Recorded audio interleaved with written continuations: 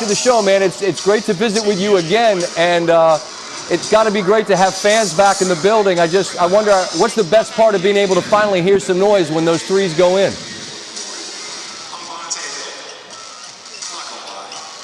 He can't hear me. Oh, it's always the dreaded technical difficulties. Steph. Hello, Steph. Hello, Steph. He can't hear me. We're on TV. Yeah, KO. We're on TV. Say he's like, you can't. I can't hear him. Okay. What should we do? Should we show a highlight? Should we vamp?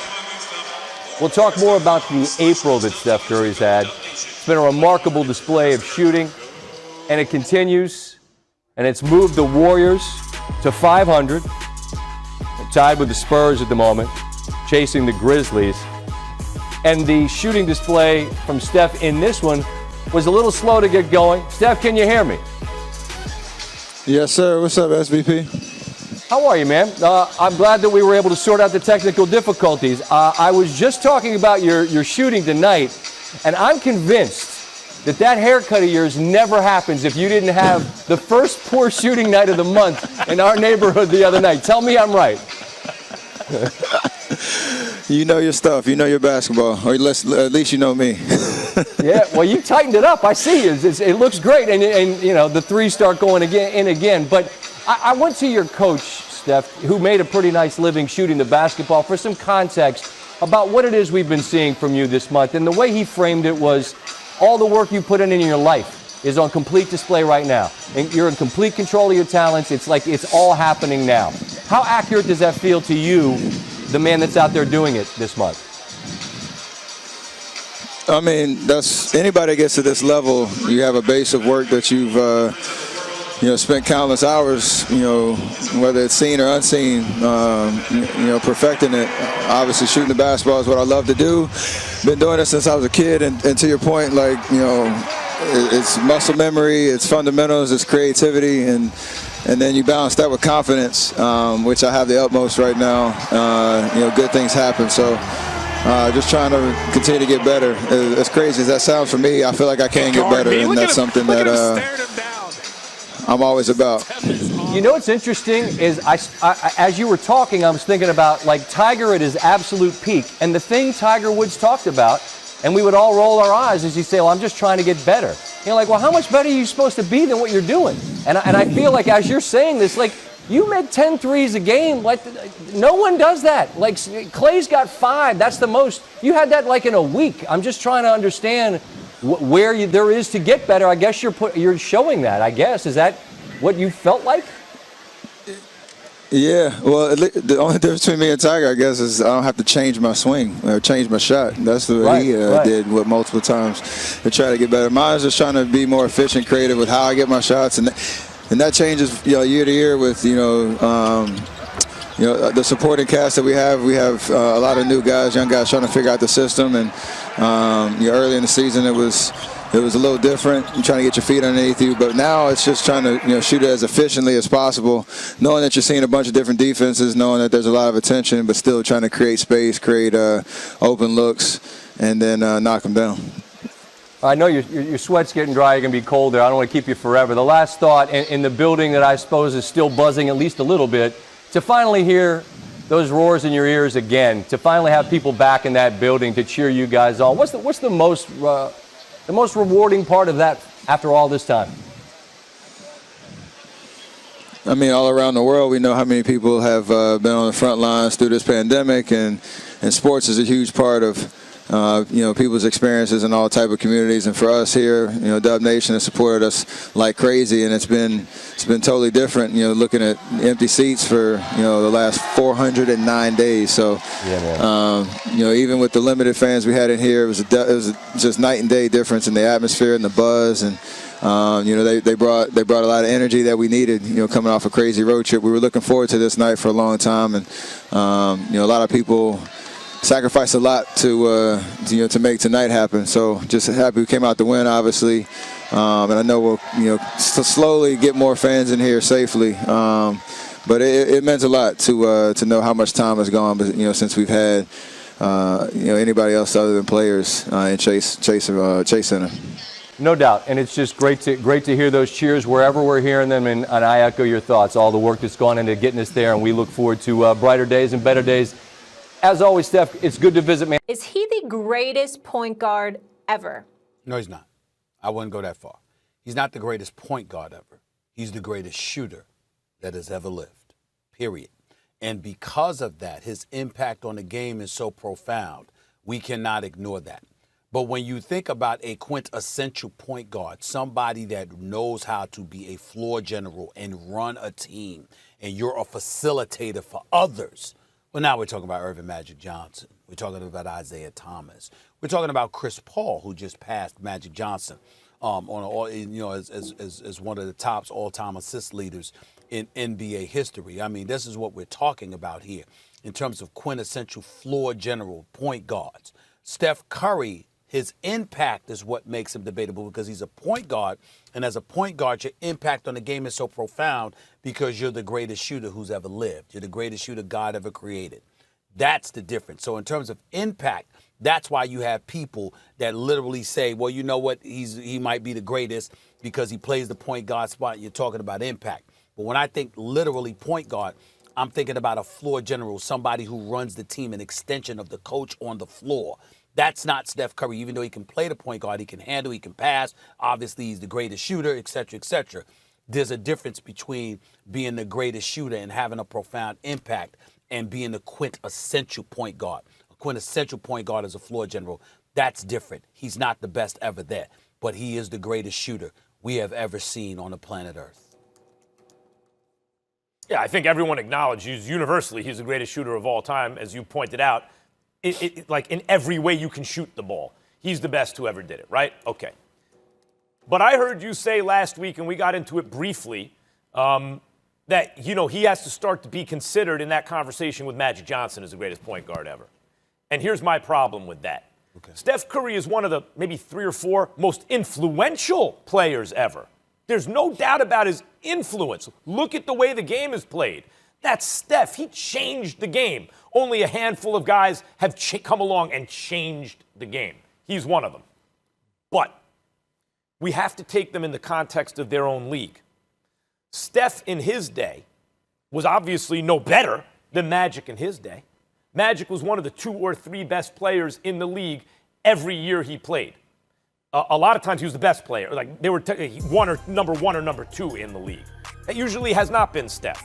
Number 1, in the context of his own league. Number 2, Steph Curry doesn't mean just because he once choked in the finals, he'll always choke. In fact, the last time I saw him in the finals, he heroically won a game shooting, which he had not done till that point, against Kawhi Leonard and the Raptors, without KD.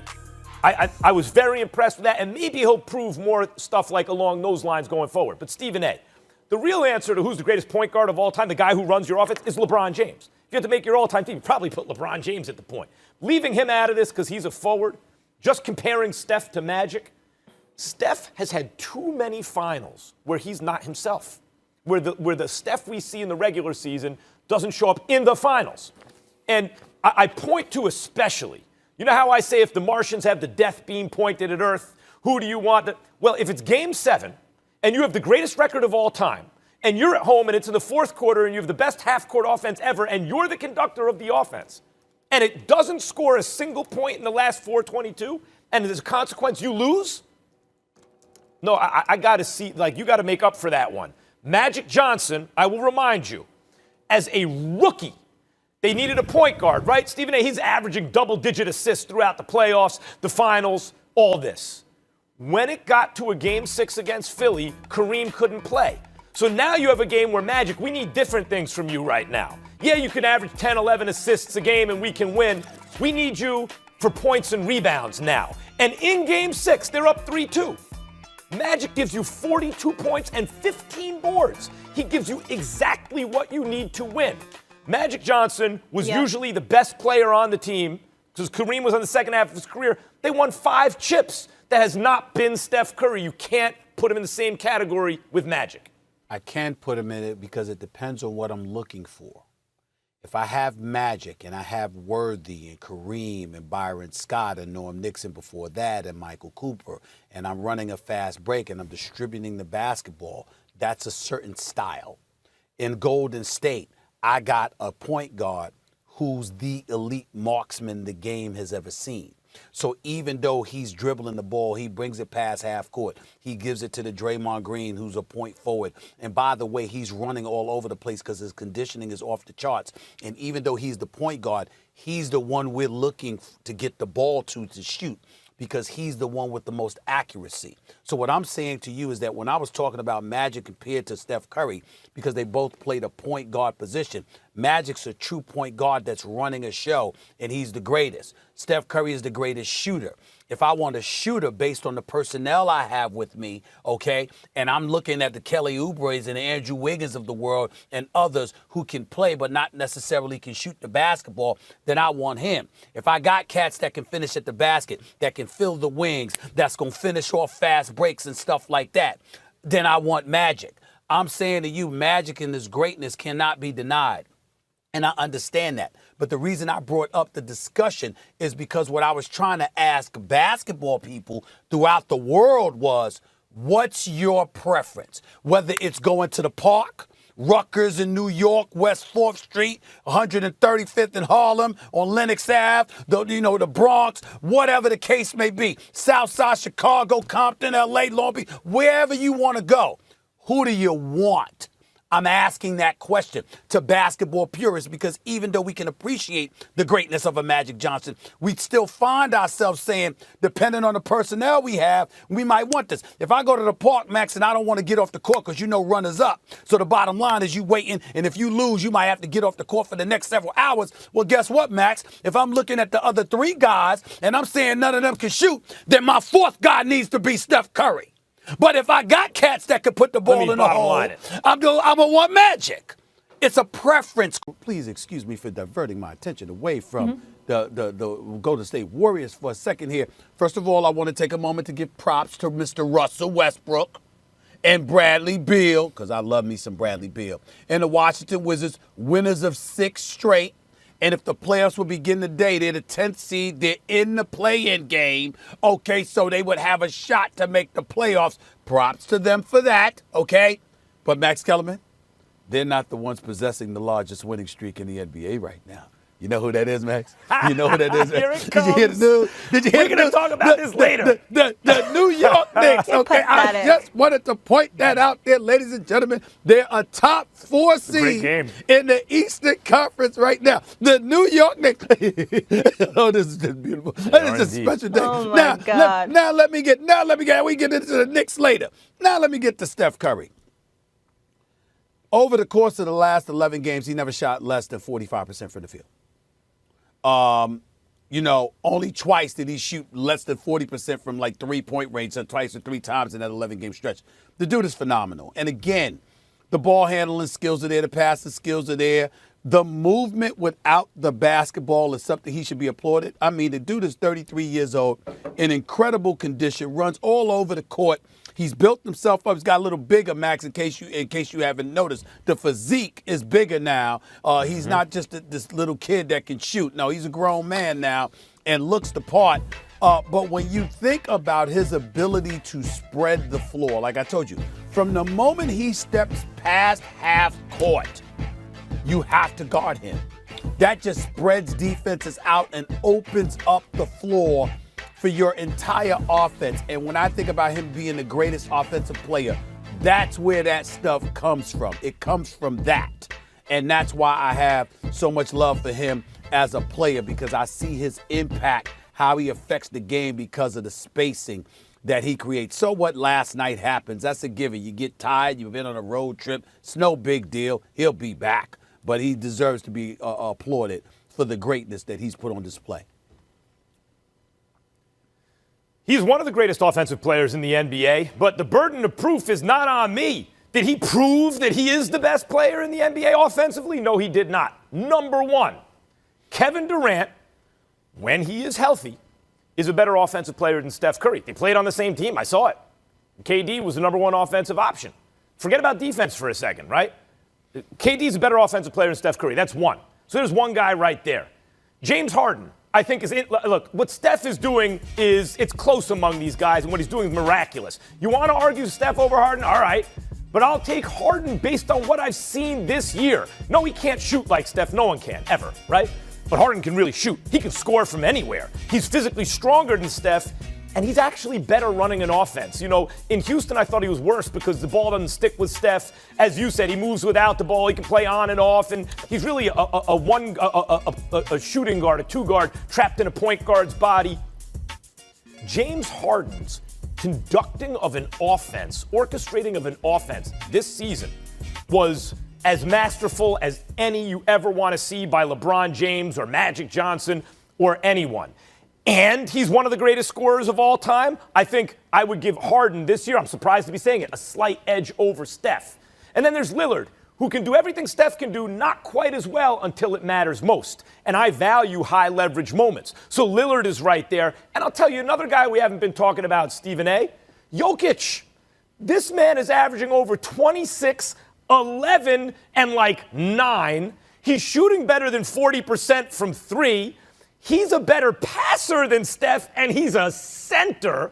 I think that Jokic is this year's probably the best offensive player overall, trailing maybe only James Harden when Harden's been healthy. So I think Steph is way up there, but I wouldn't put him number one. Well, first of all, Max Kellerman, if you're going to bring up numbers, particularly when it comes to Jokic, well, you know what? Let's stop talking about Michael Jordan as the greatest. Let's put Kareem Abdul-Jabbar up there. Let's listen to Isaiah Thomas, who put Kareem Abdul-Jabbar, 19-time All-Star, 6-time league MVP, 6-time champion, the greatest scorer in the history of basketball, the all-time leading scorer, et cetera, et cetera. We still don't put him ahead of Michael Jordan because we exercise something called the eye test, too. And so as a result, we know better. That's number one. Number two, when you talk about Steph Curry and you compare him to Kevin Durant, I know that Kevin Durant's a better offensive player, but what do I say? Kevin Durant is more efficient. One thing that Kevin Durant lacks is the assertiveness, the aggression, because that's a big, big thing. He wants to play the right way. Excuse me. Oh, my goodness, I almost happened to sneeze. But that's what Kevin Durant likes to do. I told you we need a vaccination for pollen. Sorry to interrupt. Tell me about it. It is pollen. Pollen's in your nose is stuffy, and I got a sinus headache, too. But I'm all right. Here's the deal. It's so bad. When you look at it, Kevin Durant, I know that Kevin Durant is a better offensive player. I think he's the best player on the planet when healthy, me personally. But what I'm saying is that Kevin Durant will gladly defer and be a bit deferential and not be as assertive or aggressive. When Steph Curry goes out there, he's not only a marksman, he has a marksman's mentality. And that's what I say right now when you look at his level of efficiency. At this particular moment in time, the efficiency combined with the aggression is what puts them there. Fair point, because Jordan wasn't you could say, oh, this guy's as efficient or more efficient, but Michael Jordan had more aggression, was a better offensive player. That's a fair point. I'll still take KD's offense. But Jokic and the eyeball test comparing Kareem and Jordan, I don't like that at all, because first of all, Steph ain't Michael Jordan. And second of all, Kareem is the guy Jordan really had to pass for a lot of people to be considered the greatest. And Jokic is not playing just like a center, Stephen A. He's bringing the ball up. He's initiating the offense. He's bombing from 3. He's a load on the inside. He's doing everything.